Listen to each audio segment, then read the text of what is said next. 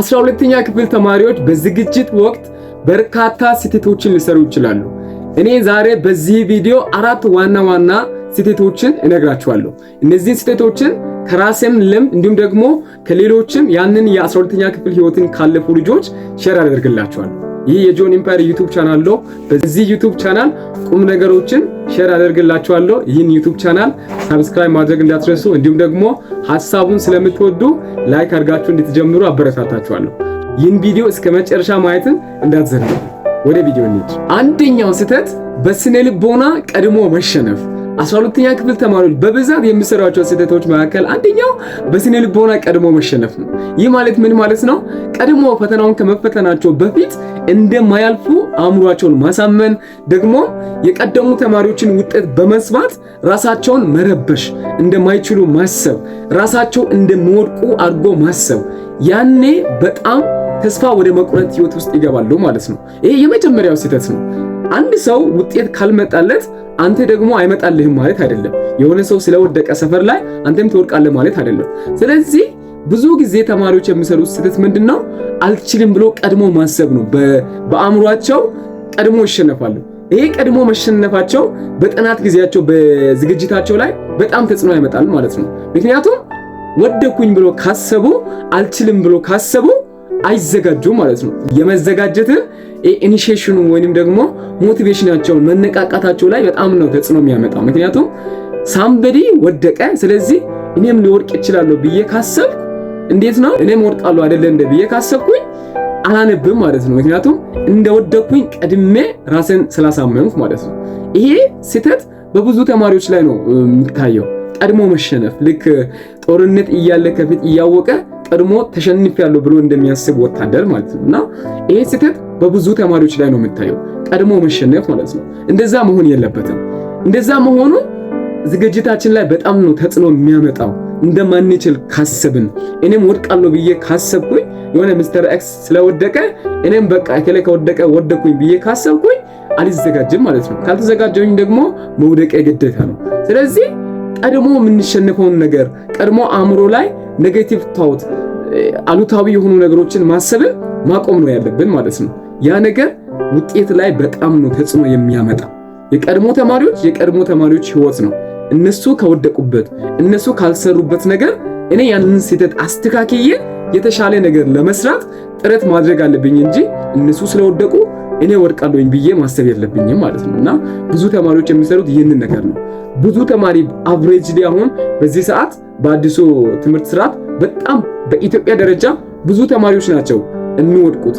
3% ያልፋል፣ 3.ምናምን% ነው የሚያልፈውና ይህንን አስቦ በቃ ከዚህ ፐርሰንት ውስጥ እኔ አልገኝም ብሎ ማሰብ ማለት ነው። ዋይ ለምን እንደዚህ ይሆናል? እንደዚህ ከታሰበ አትዘጋጅም፣ ካልተዘጋጀ ደግሞ መውደቅ ግዴታ ነው ማለት ነው። ስለዚህ የቻልነውን የራሳችን ማክሲማም ፖቴንሻላችን ማውጣት ነው ያለብን ማለት ነው። የምንችለውን ያህል መጣር ነው። አልችልም በማለት ሳይሆን እችላለሁ በሚል አእምሮ፣ እወጣለሁኝ በሚል አእምሮ የራሳችንን ጥረት መቀጠል ነው። ይሄ ኔጌቲቭ ታውት አልችልም ብዬ ቀድሜ ማሰቤ እንዳልዘጋጅ ነው የሚያደርገኝ ማለት ነው። ስለዚህ ምንድነው ማድረግ ያለብን? አእምሯችንን ማሳመን እንደምንችል፣ እንደምንወጣ። ሚስተር ኤክስ ከወደቀ እኔም የሱ መውደቅ ለኔ እንዳልሆነና ከሱ ውድቀት እኔ መማር እንዳለብኝ ያንን ነገር ነው ኮንሲደር ማድረግ ያለብኝ ማለት ነው። ስለዚህ ቀድሞ በአእምሮ አለመሸነፍ፣ ይሄ የአእምሮ ዝግጁነት በጣም ነው ተጽዕኖ ያለው ማለት ነው። ምክንያቱም በአእምሯችሁ ስለፈተና ፖዚቲቭ ታውት ካላችሁ፣ ጤናማ የሆነ አመለካከት ካላችሁ ተዘጋጅታችሁ መስራት እንደምትችሉ፣ መወጣት እንደምትችሉ፣ ያሰባችሁትን ውጤት አቺቭ ማድረግ እንደምትችሉ በአእምሯችሁ ካሰባችሁ ለዛ የሚሆን ኢነርጂ ነው ከውስጣችሁ የሚመነጨው ማለት መንበብ ትጀምራላችሁ። ፕላን አድርጋችሁ እቅድ አውጥታችሁ ላሰባችሁት ነገር መጣር ትጀምራላችሁ ማለት ነው። ይሄ መጣር የሚጀምረው መች ነው? ቀድሞ በአእምሮ መልካም ነገር በማሰብ ነው። እንደምታልፉ እንዲሁም ደግሞ ጥሩ ውጤት እንደምታመጡ በማሰብ ነው ይሄ ነገር የሚመጣው። ይሄ የዝግጅት መንፈስ፣ የዝግጁነት ሐሳብ የሚመጣው ቀድሞ መልካም ነገር ከማሰብ ነው። ስለዚህ ከህይወትም የሚመክራችሁ ነገር ምንድነው? ቀድማችሁ በአእምሯችሁ አትሸነፉ። እንደማትችሉ አታስቡ። የሆነ ሰው ከወደቀ እኔ ወድቃለሁ ብላችሁ እንዳታስቡ። ስለዚህ በአእምሯችሁ ዝግጁ መሆን አለባችሁ፣ እንደምትችሉ፣ እንደምትወጡ። የሆነ ሰው ስለወደቀ እናንተ እንደማትወድቁና ራሳችሁን ሬዲ ማድረግን መጀመር አለባችሁ ማለት ነው። ስለዚህ የሀገሬ ልጆች የሚመክራችሁ ይህንን ነገር ነው። በአእምሯችሁ ዝግጁ ሁኑ። በአእምሯችሁ መጥፎ ነገር ኔጌቲቭ ታውት አስወግዱ። ኔጌቲቭ ታውቱን በማሰባችሁ ከውድቀት አያድናችሁ። የሚያድናችሁ ምንድነው? ፖዚቲቭ አድርጋችሁ ውስጣችሁን በማነቃቃት ሞቲቬትድ በመሆን ፕላን አድርጋችሁ ለዛ ነገር መጣራችሁ ነው የሚጠቅማችሁ። ኔጌቲቭ በማሰብ አልችልም ብሎ በማሰብ የተጠቀመ ማንም ሰው የለም። ስለዚህ ያ መንገድ ስለማይጠቅም ጥረታችሁን ለመቀጠል በአእምሯችሁ ቀድሞ መሸነፍን ማስወገድ፣ አእምሯችሁ ላይ ማሰብ፣ መልካም ነገር ማሰብ፣ እንደምታልፉ ኢማጂን ማድረግ፣ ያኔ መጣር ትጀምራላችሁ ማለት ነው። ይህንን ነገር ማድረግ አለባችሁ። ሁለተኛው ስህተት ማንበብ ላይ ብቻ ትኩረት ማድረግ። እዚህ ላይ ማውራት የሚፈልገው ነገር ምንድነው? የጥያቄን የመስራትን ጥቅም ላወራላችሁ ነው በዚህ ላይ ማለት ነው። ማንበብ ላይ ብቻ ትኩረት ማድረግ ውጤታማ ያደርጋችሁ። ታነባለህ ማለት ያንን ነገር ወደ መሸምደድ ህይወት ብቻ ነው የምትመጣው፣ ወደ መሸምደድ ብቻ ነው የሚመጣው ማለት ነው። ስለዚህ ጥያቄዎችን በደንብ መስራት በጣም ጠቃሚ ነው። በራሴም ላይ ስላየሁኝ ነው ይህንን ነገር የምነግራችሁ ማለት ነው። ስለዚህ ጥያቄዎችን በደንብ መስራት አሁን አለ አይደለ? ኢትዮማቲክስ አለ፣ ኤግዛም ፔፐሮች አሉ። ላስት ይር ኤግዛም ፔፐር የ4 ዓመት የ5 ዓመት እነዚያን ደጋግሞ ጥያቄ መስራት። የሆነ ቶፒክ ካነበብን የሆነ ቻፕተር ካነበብን ከዛ ቻፕተር የወጡ ጥያቄዎችን በደንብ አድርጎ መስራት። ምክንያቱም ነገ ላይ ማትሪክ ፈተና ጥያቄ ነው አይደለ? የማንበብ ፈተና አይደለም፣ የጥያቄ ነው። ፈተናው ራሱ በጥያቄ ፎርም ስላለ ያንን ቀድሞ ፕራክቲስ ማድረግ በጣም ነው የሚጠቅመው። አንደኛ ዲስታርብል እንዳትሆኑ ያደርጋል። ቢኮዝ ቀድማችሁ ከጥያቄ ጋር አዳፕትድ ሆናችኋል። ቻሌንጅፉል የሆኑ ጥያቄዎችን መስራትን አእምሯችሁን አስለምዳችኋል። እንዲሁም ደግሞ መካከለኛ የሆኑ ጥያቄዎችን መስራትን አእምሯችሁን አስለምዳችኋል።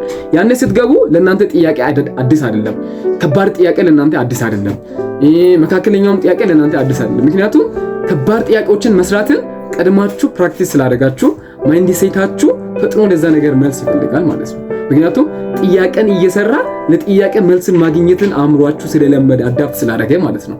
ነገር ግን ማንበብ ብቻ አንብባችሁ ያን ፈተና ገና ጥያቄው ለእናንተ አዲስ ሲሆንባችሁ ያን ያህል ውጤታማ አትሆኑ ማለት ነው። አሁን አንዳንድ ልጆች አሉ በጣም ይቸክላሉ፣ ሰግጠው ያነባሉ፣ አዳር ሙሉ ታይማቸውን ሰጥተው ነው የሚያነቡት። ነገር ግን ኢፌክቲቭነሳቸውን ስናይ የለም ከሌሎች አንፃር ስታይ ማለት ነው። እና ይሄንን ብዙ ጥናቶች ናቸው የሚያረጋግጡት ማለት ነው። አክቲቭ ሪኮል ማድረግ፣ ጥያቄን እያነበቡ ጥያቄ መስራት ማለት ነው። እያነበቡ ካነበቡት ነገር ጥያቄ እያወጡ አእምሯችንን እየጠየቅን መስራት፣ ይሄ ነገር ኢፌክቲቭ እንድንሆን ነው የሚያደርገው ማለት ነው። እና ብዙ ሰዎች ከሚሰሯቸው ስህተቶች መካከል ሁለተኛው ማንበብ ላይ ብቻ ትኩረት ማድረግ፣ በብዛት ጥያቄ አለመስራት። እኔ እንዳው ሪከመንድ ማድረጋችሁ በጣም ብዙ ፐርሰንቱን ጥያቄ መስራት ላይ ፎከስ ብታደርጉ በጣም ይመረጣል። የሆነ ቶፒክ ይዛችሁ ከዛ ቶፒክ የወጡ ጥያቄዎችን በደንብ አድርጋችሁ መስራት፣ ያኔ በጣም ነው ውጤታማ የምትሆኑት ማለት ነው። ስለዚህ ጥያቄ መስራት ላይ በደንብ አድርጋችሁ ትኩረት አድርጉ። ይሄ ነገር በጣም ውጤታማ ያደርጋችኋል። ይሄንን ነገር ይመክራችሁ። ሶስተኛው ስህተት ጊዜ አለኝ ብሎ ማሰብ። እዚህ ላይ ስለምን ልነግራችሁ ነው? ቀድሞ የመዘጋጀትን ዋጋ ልነግራችሁ ነው። ጊዜ አለኝ ብሎ ማሰብ ባጭሩ ዛሬ ላለመስራት አእምሮን የማሳመን መንገድ ነው ማለት ነው። ዛሬ ላለማንበብ፣ ዛሬ የሆነ ነገር እያደረጉ የሆነ ቲክታክ ሊሆን ይችላል ከጓደኞች ጋር ለመጫወት የሆነ ነገር ለማድረግ ለአእምሮአችን ምክንያት መስጠት ነው ነገ ማለት ነው። እና ይሄ ነገር ምንም አይጠቅማችሁ። በዚህ ሰዓት የሚጠቅማችሁ ነገር ሙሉ ትኩረታችሁን ማድረግ ያለባችሁት ራሳችሁን በማዘጋጀት ላይ ነው ትኩረት ማድረግ ያለባችሁ። ጊዜያችሁን ሙሉ በሙሉ ኢንቨስት ማድረግ ያለባችሁ በዚህ ጉዳይ ላይ ነው።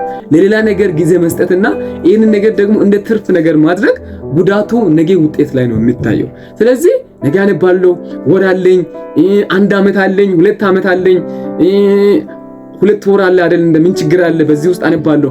ይሄ ማለት ባጭሩ ዛሬ ላለማንበብ ለአእምሮ ምክንያት መስጠት ነው።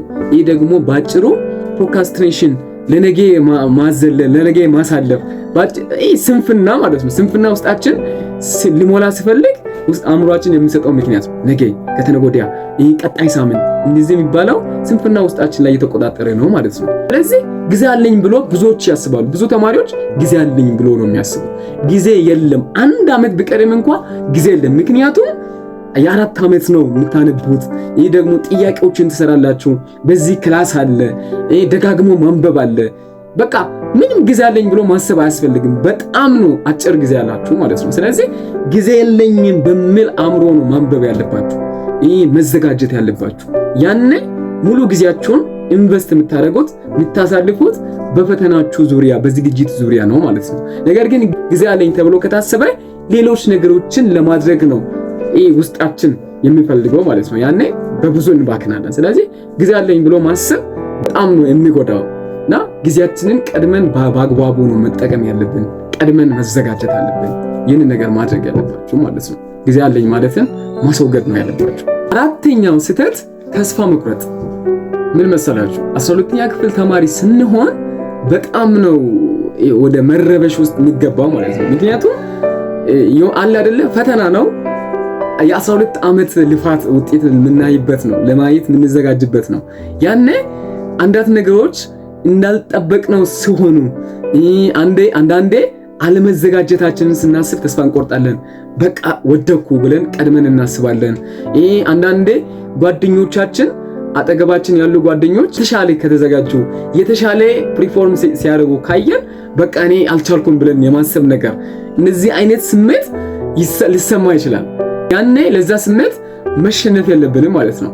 ምን ለማለት ነው? ባጭሩ ሆፕፉል መሆን አለባችሁ፣ ኦፕቲሚስቲክ ነው መሆን ያለባችሁ ማለት ስለ ፈተናው ስታስቡ እንደምታልፉ ነው ማሰብ ያለባችሁ። ተስፋ መቁረጥ የለባችሁ። ተስፋችሁን በቃ እንደምታልፉ እያሰባችሁ ነው ማንበብ ያለባችሁት። ሜቢ በደንብ ላትዘጋጁ ትችላላችሁ። የሆነ ግሬድ በ11ኛ ክፍል ላይ በደንብ ላትዘጋጁ ትችላላችሁ። በ10ኛ በ9ኛው ወይንም በ12ኛው ያኔ የሆነ ስሜት ናቹራሊ ይሰማል አይደለ? የሆነ በቃ እንዲህ ሊሆን ነው የማለት ነገር ሊሰማ ይችላል። ያኔ ስሜት ወደ ተስፋ ወደ መቁረጥ ማምጣት የለብንም። ቶሎ ለዛ ነገር መልስ መስጠት ነው ያለብን። ቶሎ ተዘጋጅተን የቻልነውን ያህል ተዘጋጅተን ለዛ ነገር ቶሎ ፖዚቲቭ የሆነ መልስ መስጠት አለብን። አለዚያ ይሄ ዲፕሬሽን ውስጥ ልንገባ እንችላለን። ድባቴ ውስጥ ገብተን ሙሉ በሙሉ ተስፋ ቆርጠን ከዝግጅት ልንወጣ እንችላለን። ሌሎች ነገሮችን ወደ ማድረግ ነገር ውስጥ ልንሄድ እንችላለን። ግን እኮ ያንን ኢሞሽን ኦቨርካም ብናሸንፈው የተሻለ ውጤት እኮ የምናመጣበት ፖቴንሻል በውስጣችን አለ። ግን ተስፋ በመቁረጥ ነው ያንን ፖቴንሻል ማውጣት ያልተቻለው ማለት ነው። ለዛ ሆፕፉል ነው መሆን ያለባችሁ። ያልተዘጋጃችሁትም ክላስ ካለ በቃ በተቻለ መጠን ተስፋ ከመቁረጥ በተቻለ መጠን መዘጋጀት፣ ስማርትሊ ለዛ ነገር ዝግጅት ማድረግ ማለት ነው። ዋና ፖይንቶች ላይ ትኩረት አድርጋችሁ ጥያቄዎች ላይ ለምሳሌ አሁን 12ኛ ክፍል ላይ የ12ኛ ክፍል የሆነ ቻፕተር የመጨረሻውን ቻፕተር ባታነቡ ፊዚክስ ላይ ወይኔ ያ ነገር ቀረብኝ ብላችሁ ተስፋ መቁረጥ ሳይሆን ከዛ ቻፕተር የወጣ ጥያቄ ካለ ያንን ጥያቄ ፕራክቲስ ማድረግ። አሁን በዚህ ሰዓት ደግሞ ቻት ጂፒቲ አለ። ሪሱን ሰጣችሁ ጥያቄ ስጥልኝ ብትሉ ይሰጣል። ያንን ፕራክቲስ ማድረግ የዛሬው ጥያቄዎች የካልኩሌሽንም የፒዩሪንም ጥያቄ ፕራክቲስ ማድረግ ማለት ነው። የዛሬው ሐሳቤ ይህን ይመስል ነበር። ሐሳቡ ከተመቻችሁ ላይክ አድርጉ፣ እንዲሁም ደግሞ ለጓደኞቻችሁ ሼር አድርጉ። ሌሎች ደግሞ ቴክኒካል የሆኑ ምክሮችን እሰጣችኋለሁ። ፊዚክስን፣ ኬሚስትሪን፣ ባዮሎጂ፣ እንግሊዘኛን፣ አፕቲቲዩድን እንዴት ማንበብ እንደምትችሉ፣ እንዴት ውጤታማ በእነሱ መሆን እንደምትችሉ በእነዚህም ሐሳቦች እመጣላችኋለሁ። ላይክ አድርጉ። ሌላ ጊዜ እንገናኝ። አመሰግናችኋለሁ።